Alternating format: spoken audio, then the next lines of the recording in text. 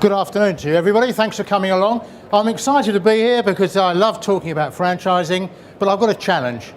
This is normally a one-day seminar, and I've got to do it in 30 minutes. So if you'll excuse me, I'm going to go fairly rapidly through the process. What I'm going to do is give you a quick overview of how you do franchise a business, fairly simply. If you're in business, you'd perhaps be aware of the stages you go through. And very concisely, there are 5 key stages of a business. Most people who get up and running with a business, they're successful, they've got a cash flow, but they haven't reached the stage where they're necessarily able to delegate the business, which means they're stuck in that sort of vacuum where it's a one-man operation or they've got a few staff, they can't grow. The next stage is where people find it very difficult. They've got to be capital intensive to expand, and that's where franchising is a shortcut, if you like. It's a way of accelerating that time frame. I might just ask a couple of questions while I'm here. I wonder, who's actually in business at the moment? Got their own business? Okay, much good. What about the number of hours a week you work? Anybody like to volunteer how many hours a week you work? Gentleman over there? 60. Yeah, 60. Look, 60 to 80 is what I normally get. That sort of average of time that people work in business. That's a lot of time to try and fit in a lifestyle as well. Fit in life with a family and so on and so forth. So we're looking at franchising as a way of accelerating that process so you can actually get the lifestyle you want. So it's all about the point of view of systemising and documenting what you do. I won't spend a lot of time talking about statistics because you just heard perhaps quite a few, but franchising is well catalogued from the point of view of the growth that it's experienced in Australia and indeed internationally. Currently, franchising over the 30 years I've been involved has averaged a growth rate of around 10 to 12% a year. When you consider the GDP grows at 2 to 3%, maybe 4% when we're really busy in the nation as a whole, you can see why franchising is rapidly becoming the favoured way of running a business. If you're in business, you're looking perhaps at growing, you've got a choice. How do you do that? Do you grow with your own capital, or do you look at franchising as being one option of doing? There are about 2 million businesses in Australia, and of those, the statistics tell us at least 40% will be out of existence in 5 years' time. And there are some pretty horrible statistics about the remaining 60. With franchising, the success rate is well into the 90%. It's interesting that the average franchisee spends about 7 years in a franchise group, so that's a long time. You think how many employees you have that work with you for 7 years. Also, 75% of the franchises that sell, as established franchises, sell to people within the franchise group, which shows the value.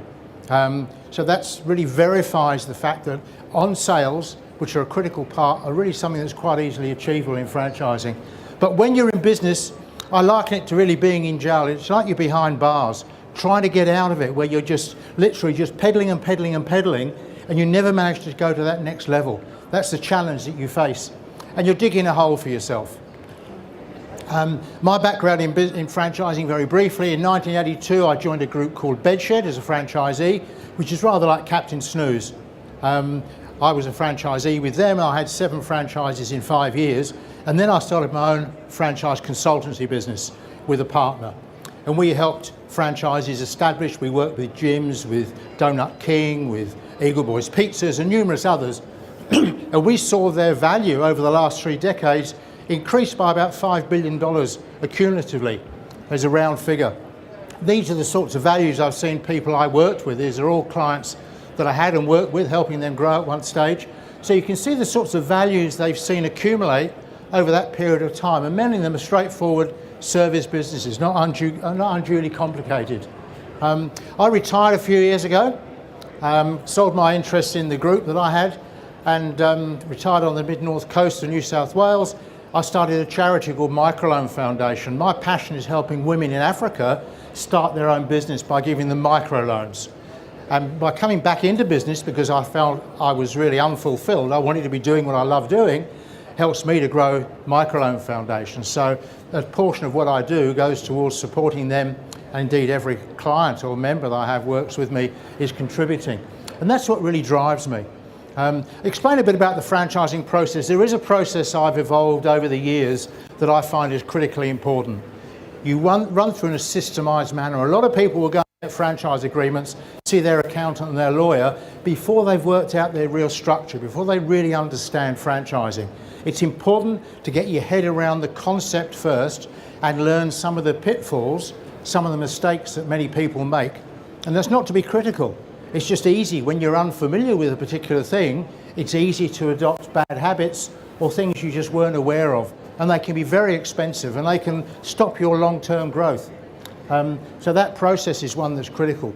There's a lot of people been very successful in franchising. Does anybody recognise this face up here? No, it's amazing. He's probably the largest private business owner in the country. His name is Jack Cowan, and in the last edition of British Review magazine, he was quoted as having a value of 1.28 billion, his personal wealth. He's the owner of Hungry Jack's. He came to Australia in the early 70s with the rights for Kentucky Fried Chicken in Western Australia, and from there he's got on to much bigger and better things. Hungry Jack's is his brand, that's Burger King in America. He's also established, now the major owner of Domino's Pizza, which is the fastest growing pizza group internationally. It's an enormous sort of growth rate. He's a large funder and investor in Boost Juice, you heard mentioned before, and the Sydney Bridge Climb. He's behind that. So he's used the concept of systems and franchising from a simple little Kentucky Fried Chicken business to become a major serial entrepreneur. But it doesn't stop there. He's a director of Channel 10 and of Fairfax Media. So it just goes to show the potential for someone who came into franchising just after he'd left university to what he's achieved over those decades. What I'd like to do is offer you a free report. Within your brochure you've got there, you'll see there's a form there, is my business suited to franchising? There's 10 very simple questions. All you need to do is tick the boxes, and if you hand that in to my stand, which I'll direct you to afterwards, we'll send you a report with some complimentary information. So I won't get you to fill it in now, but please complete it at the end of the session and hand it in, and we'd love to send you the information. There's a lot of statistics, a lot of background information, and a lot of advice that anybody, whether you're in franchising or in business traditionally, will find really, really helpful. To give you a bit of an idea, people say, well, I've got a business in Sydney. How many outlets could I get around the country? Well, these sort of statistics I'm quoting here are typically the number of outlets you might get in a regional area. So if you were in Perth, for example, traditionally in the metropolitan area with a typical sort of retail or service franchise, you might get a dozen. You can literally multiply that by 10 when you look at extrapolating it nationally. So you may at the moment have a cleaning business based in Perth. It wouldn't take a lot of effort, and probably over several years you could grow that business to 120 outlets. Then you're starting to really see the power of franchising. And the whole thing is you keep it simple. You don't make it a complicated business. You don't make it a complicated structure. You keep the whole thing really very, very straightforward. People will tell you that franchising is all about the documentation. They'll tell you it's all about the product. So it all becomes rather complicated. The fact is, those things are important, but there's a lot more which is really relevant. And we're talking there about the process you use to franchise, and we're talking about being aware of the sort of shortcomings that many systems evolve with, which means that they really limit their growth because of the processes they've got in place which aren't effective or don't make provision for the sorts of changes, the growth, the issues you have, and so on and so forth. So it's important to take all of those into account.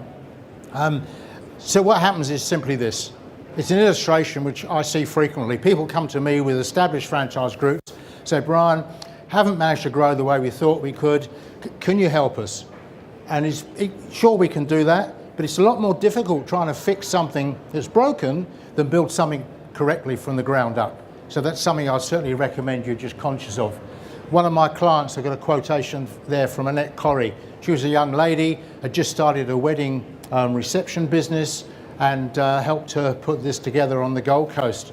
And in fact, I'll show you a brief video from her at the moment. What I'm going to do, because of time, is just touch base very quickly on a few different items to illustrate them to you, so you're conscious of the sort of things that you need to be aware of. Because you won't always hear about them, you won't always read about them when you read books. This is anecdotal. It's something I'm sharing with you that I've accumulated over 30 years in the field of owning 6 of my own franchise groups as well. So I've been very successful, but I've had some fair failures. And I think often, you know, people like Richard Branson and Rupert Murdoch will say the same. They've learned more from their failures than their successes. And that's what I hope to be able to share with you if you want to work further. So we're going to look very quickly a little bit about your brand, which is part of that first stage I call the develop stage, and a little bit about organisation structure, just as a little bit of a snippet. I like this expression by Confucius. You can read it for yourself there, but just keep reminding yourself. As entrepreneurs, we tend to like making life complicated. It's all about make it simple, cut out the unnecessary items on your product list, simplify your processes so that you can train people effectively to run and operate the business without needing to be there nursing them all the time. A case study I'll share with you, a video. This is Annette I mentioned before with her business. It's a few minutes. She's going to run through a little bit of her background, her history in franchising and what it's done for her. And I'll share a little something about the next chapter in her life with her business, if you like, which is quite eye-opening. So here we go. So this is Annette. So I actually run 2 wedding companies. One of them is all about venues, and they're both based on the Gold Coast. So I guess one of the biggest benefits that franchising has given to me is the flexibility to do what I want. And I guess what my goals are, I guess, in life is just to be able to live that beach bum lifestyle and travel around the world when I want to and not actually be tied down to a physical business. When I, particularly working weddings, you have to be really reliable, and you get phone calls all the time and you have to return them within 24 hours. Otherwise you have brides absolutely freaking out if you don't reply to emails or phone calls. So I guess when I first started my business, after a year I felt really trapped in my business, because if I wasn't there, the business didn't go anywhere and there would be a lot of breakdowns happening. So I guess for the first year I took no holidays. I was like run into the ground. I was working 6 to 7 days a week, and there was many weekends I was calling my husband on the phone in tears going, I can't handle it. Like, you know, there'll be all these different things happening in business, like, you know, linen wouldn't turn up. And, you know, you need to deliver like a wedding. There is you don't have time, you can't be late, everything has to be 100%. So we'd have lots of different breakdowns like that, and I was just trying to do it all by myself. I didn't have any staff, and you know, it just wasn't a very good business model, and I worked that out quite quickly when I got to a point of, you know, I've had enough, I want to sell the business. So I went to the business broker, and he gave me a business valuation of about $30,000, and he said I'd be very lucky to even sell it for that much because it was worth nothing. And it broke my heart, because I've been like, I'm like, you know, working my ass off, and you know, he's just like, you know, you've only been operating for a year. No one's going to buy a business that's been operating for a year, and you know, like you'll have a really difficult time selling it. I decided to franchise, so that was about 18 months ago. It took me 3 months to put the system together. I had a consultant actually talk me through it, which was amazing, because when you're trying to translate like anything in franchising, you're like, what does that mean? So that really helped me. And I settled on my first franchise the very first month that my documents were ready from my solicitor. And I did this with no marketing. So I had a pre-sale during the 3 months. I was just telling people what I was doing, and I also shared with like my staff as well. There was actually a staff member who was working for me 5 hours a week, only 5 hours a week, who actually bought the very first franchise. So that was pretty cool, like literally selling a franchise as soon as it was ready. So. And now I have 5 franchisees. I actually settled on number 5 last night, so I was very, very excited. Yep. And I guess the main reason, like the great thing back to like my business broker told me, your business is worth nothing. You've only been operating for a year. You'll be lucky to get 30,000. And the main reason why I wanted to sell it in the first place was to have the lifestyle where I could travel, and the business didn't rely on me being there 100% of the time. And that's literally the life that I'm living now. Like last year, I went to, like pretty much after every franchise sale, I go on a big overseas holiday. And like last year, I went to Hawaii. And then I went to Bali twice, and then I went to Hawaii again in December, and then New York, and then the Bahamas. And then we've just come back from a full month in the States. So, like in the States, like the whole time that I was away, I was like, there was a franchise being processed, and my solicitor was looking after it. And I came back this week, and the documents were already signed, and yesterday I signed them. So that's the kind of thing, like I still can't believe I'm just, like, this year has probably been the biggest year for me to really translate from actively working for money to money just coming passively. Actually now, my company has a valuation of about $300,000. So I don't know anybody else who's actually, 10 times the value in 2 years. And there's certain things that I have done in the last 2 years that have given me that kind of valuation. Always puts a smile on my face when I see Annette. She presented at one of my workshops. I run weekend workshops, and I might add she entitled it "Taking the French Out of Franchising," because she thought, what should I title it? She found franchising quite complicated, as a lot of people often do when they look at it, so she decided it was the equivalent of learning the French language. She sold that business recently. She told me she'd netted about $750,000. She ultimately had 17 franchisees, so it goes to show what she did over what it amounted to about a 5-year period. One of the speakers here today, someone I know very well, is John O'Brien from Poolworks.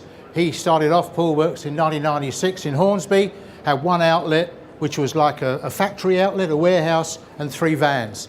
He's grown it now to the stage where he's got nearly 400 vans on the road, around close to about 100 franchise units, which he used to call them warehouses. He now calls them hubs, and he's now expanded to operate in the United States as well as across Australia and New Zealand.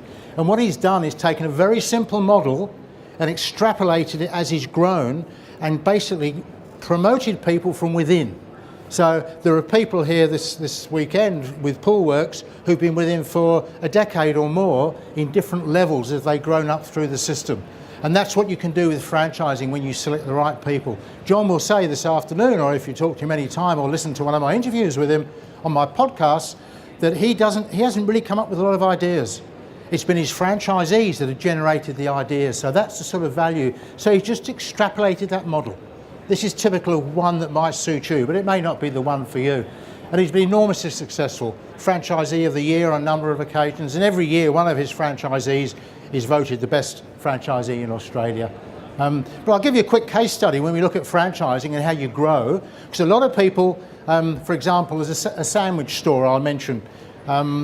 They set up initially in the United States. They opened an outlet with $1,000. This was some years ago.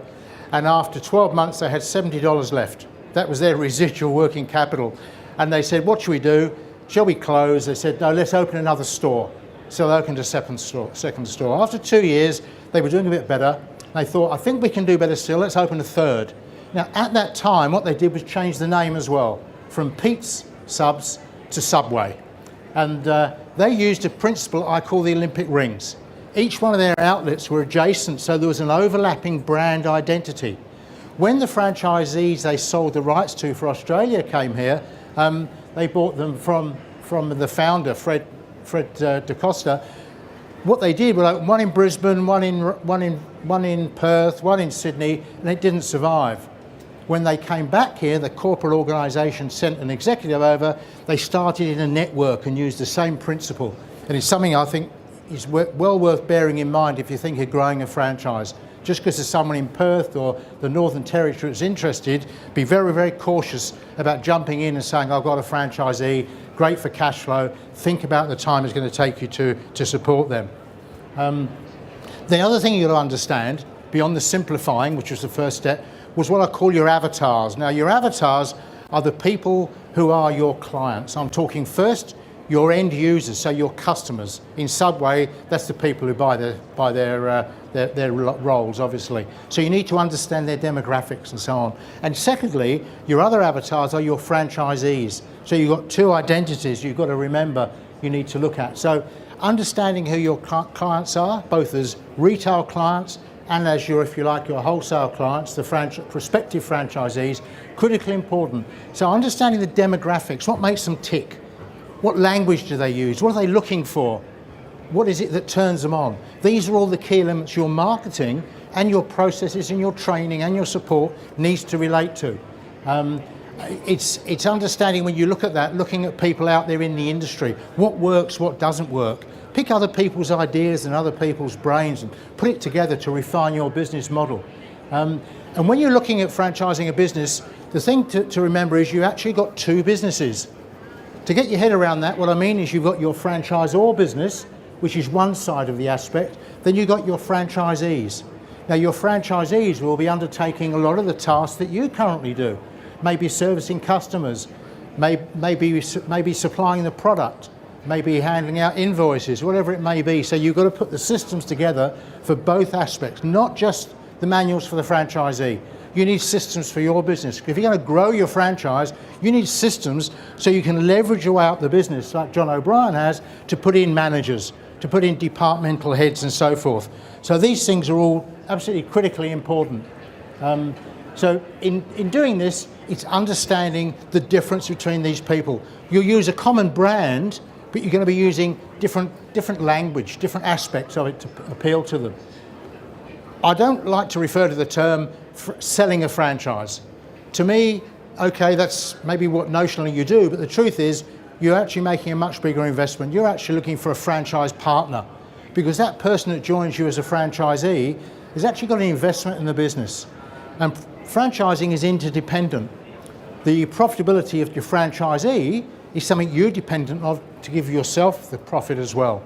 So it's important that everybody in the equation has an appropriate cash flow and appropriate profitability. So don't think of it as a sale. It's much, much more. It's a long-term relationship, and ultimately they may even be business partners of you in a real term in the business. So it's important to understand that. And in doing that, you need to make sure recruiting people use really intelligent recruitment processes. There are lots of tools available. There's one called a DISC profile. I won't go into it now, but I suggest you follow some sort of process to analyse people so you understand their characteristics, a bit about their personality, who's suited, what sort of person do you need. For example, if I've got a retail business which is maybe a coffee shop, will an accountant who's a quiet, retiring sort of person be the ideal personality to be the life and soul of the party? Maybe not. So you've got to make sure you find out what people's backgrounds are like.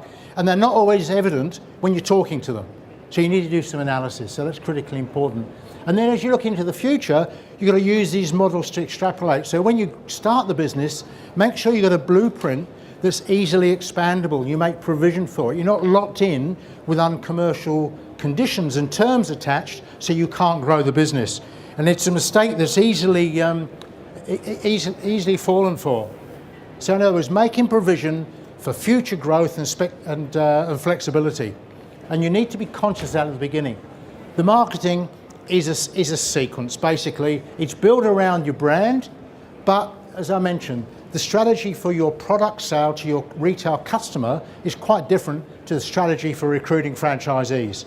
So you use the same core information, but you've got to talk different language, a different set of documentation, and a different sales or recruitment process. So it's important to understand that.